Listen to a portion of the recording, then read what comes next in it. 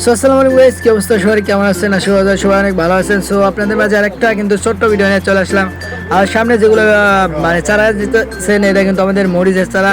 So অনেক সাইজে, কিন্তু অনেক সুন্দর সাইজে কিন্তু আমাদের এই মরিচের চারাটা হয়ে আছে। সো আপনাদের যদি চারা গাছ লাগে অবশ্যই কিন্তু কমেন্ট বক্সে আমার নাম্বার দেওয়া আছে, কমেন্ট বক্সে থেকে আমার নাম্বার নিয়ে আমার সাথে যোগাযোগ করতে পারেন। আর আপনাদেরকে আমি দেখাবো ছোট বড় মাঝারি সব ধরনের কিন্তু আজকে চারা গাছগুলো আমি এই ভিডিওর মাধ্যমে দেখাবো।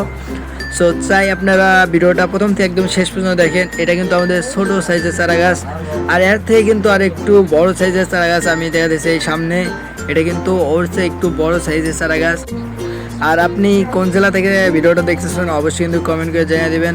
আর কমেন্ট বক্সে কিন্তু অবশ্যই আমার নাম্বার আছে, চারা গাছ লাগলে যোগাযোগ করতে পারেন। মরিচ, বেগুন, টমেটো, ফুলকপি, বাঁধাকপি বিভিন্ন ধরনের কিন্তু সবজি চারা গাছ আমাদের এই নার্সারি কিন্তু আমরা রোপণ করে থাকি। সো আর এটা দেখেন আমাদের কিন্তু মাঝারি সাইজের চারা গাছ, মরিচের চারা গাছ, মাঝারি সাইজের চারা গাছ।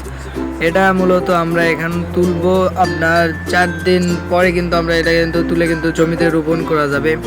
আর এখন চারা অনেক টান, এর জন্য কিন্তু আমরা বেশ ছোট চারাই কিন্তু আমরা এখন কৃষকদেরকে দেওয়া লাগতেছে আর কি। সো এরপরে আমি দেখাবো যেটা এসে বড় সাইজের চারা, ওটা মূলত এখন তোলার উপযুক্ত হয়ে গেছে।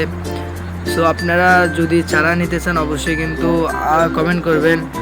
সো দেখতে পাচ্ছেন এখানে কিন্তু বড় সাইজের চারা গাছ। সো আপনারা ভিডিওটা ফুল পর্যন্ত দেখতে থাকেন। দেখতে পাচ্ছেন অনেক সুন্দর সাইজে কিন্তু চারা গাছগুলো এখানে হয়ে আছে।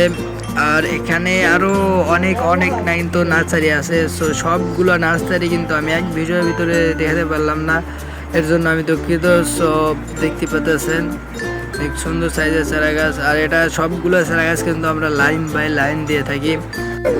সো সবাই ভালো থাকবেন, আল্লাহ হাফেজ। আর ভিডিওটা কিন্তু সবাই ফুল দেখেন। আর